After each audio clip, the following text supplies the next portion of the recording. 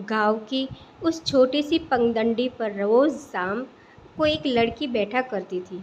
उसका नाम राधा था। लोग कहते थे वो पागल हो गई है, किसी का इंतज़ार करती रहती है। लेकिन राधा जानती थी वो पागल नहीं, बस अधूरी है। 3 साल पहले इसी रास्ते से मोहन शहर कमाने गया था।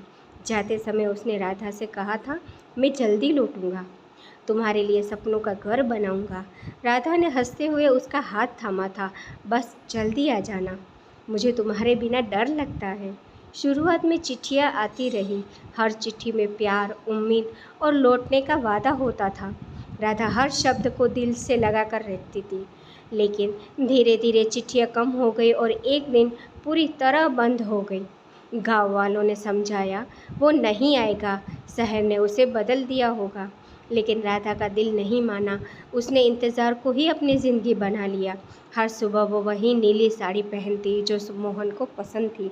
शाम होते ही पगडंडी पर बैठ जाती, दूर तक देखती रहती, शायद वो आ जाएगा। समय बीतता गया, मौसम बदलते गए, लेकिन राधा का इंतज़ार नहीं बदला।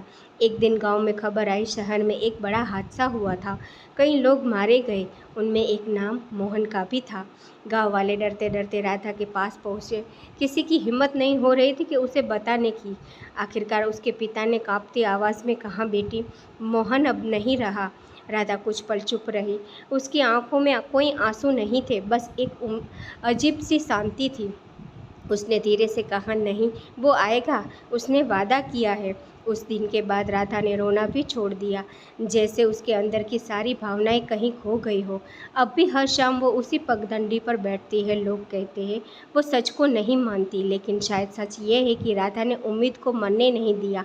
एक दिन गांव में एक बुजुर्ग ने कहा, जिसे हम पागल समझते हैं वो कभी कहीं सच्चा प्यार होता है, जो मौत से भी नहीं डरता। सालों बाद भी जब सूरज ढलता है, हल्की हवाएं चलती है, तो पगडंडी पर एक आकृति दिखाई देती है, नीली साड़ी में, दूर तक देखते हुए। शायद वो आज भी उसी आवाज़ का इंतज़ार कर रही है, राधा, मैं आ गया।